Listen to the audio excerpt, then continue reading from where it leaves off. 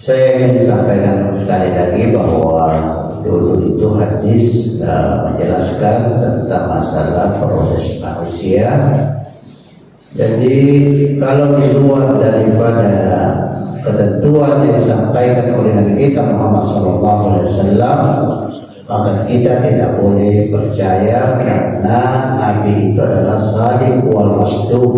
Dia adalah dipercaya dan dia diyakini apa yang dia ucapkan, apa yang dia katakan adalah shadiq wal masduq dalam perkataan sahabat. Prosesnya apa? Adalah pertama, proses manusia adalah nutfah yang dijelaskan juga dalam Al-Quran. Apa itu nutfah? Adalah air yang halus, kemudian berproses menjadi alaqah. Nah, cuma di sini adalah Rasulullah tidak menjelaskan tentang masalah kejadian-kejadian itu, apakah dari mana yang berproses menjadi alaqah, darah atau bagaimana. Yang kemudian setelah jadi itu adalah mudghah, daging. Setelah itu berproses selama 40 bulan, maka kata ulama kita di sini 4 bulan yang berproses, maka mereka diberikan roh, nyawa.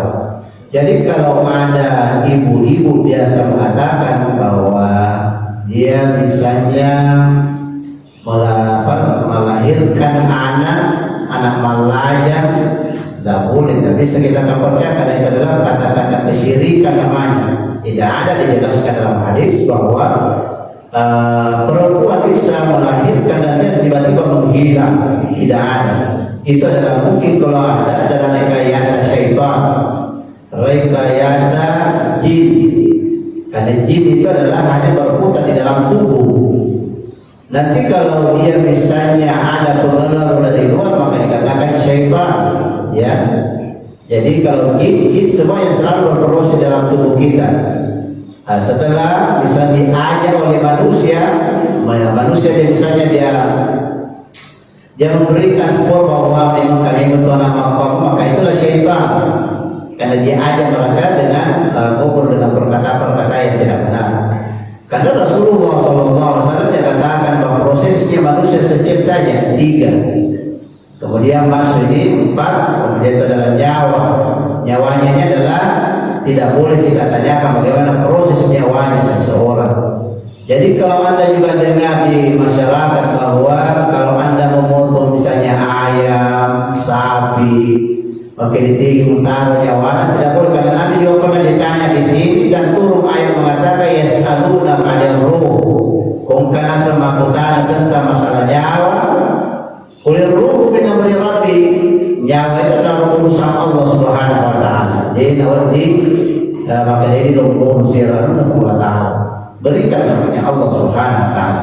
Jadi seperti ini juga kalau ada perempuan yang mengatakan kemakinan wajah, maka waktu mulainya dia bicara, dia bukan, itu adalah jin yang pembayang-bayang manusia, sehingga kadang-kadang dalam satu kampung itu ada yang membenarkan, maka itu yang disebut dengan syaitan, ya, syaitan. Yang jelas hadis yang keempat ini saya sampaikan karena ini banyak yang ditemukan di masyarakat. Jadi di sini tidak boleh kata di luar daripada garis ketentuan Rasulullah SAW. Nah, kita sebagai manusia yang biasa tidak ada dikatakan bahwa itu dia berada yang tahu. Tak pernah dia seorang ulama, karena kita jadi manusia adalah tidak masuk, tidak terpelihara dari dosa. Lain kalau Nabi memang diakui as-shadiq wal masduq. Tuhan dari kumkan apa di patung itu megai. Ya aku ini dari kumapau, belum tentu di dalam satu kampung, dalam satu RT itu adalah dibenarkan oleh semua perkataan kita. Nah, kadang-kadang ada orang yang mendukung hanya sebagian saja, maka tidak boleh kita masuk di dalamnya, karena tidak ada yang disampaikan oleh Rasulullah SAW tentang masalah proses kejadian manusia. Jadi itu saja kita pegang sebagai pelajar bahwa manusia itu pertama adalah nutfah, kemudian alaqah, kemudian mudghah. Sudah selesai.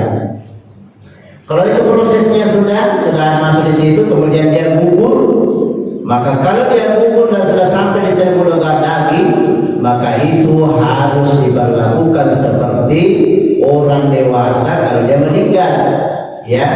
Misalnya dikafani, dimandikan, disolati, itu sudah bisa, ya.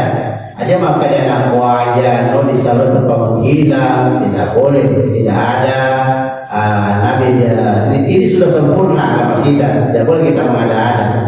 Jadi kalau ada orang mengada-ada seperti itu, maka dia benar adalah surga jahanam. Kenapa bisa?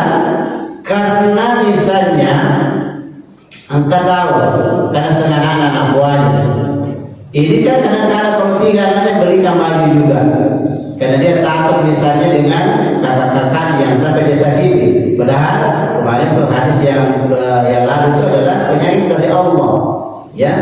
Nah kalau dia meyakini seperti itu, kalau dia sudah syirik mapadir Allah Ta'ala. Jadi kalau dia sudah jatuh begitu, bagaimana? Adalah dia bikin sendiri dan menaruh dirinya ke dalam api neraka jahanam.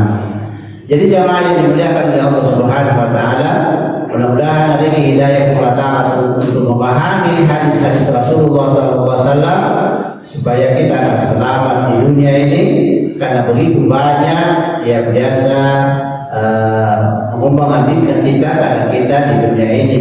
Kenapa? Karena iblis, syaitan, jin itu tidak pernah dia berhenti menggoda manusia.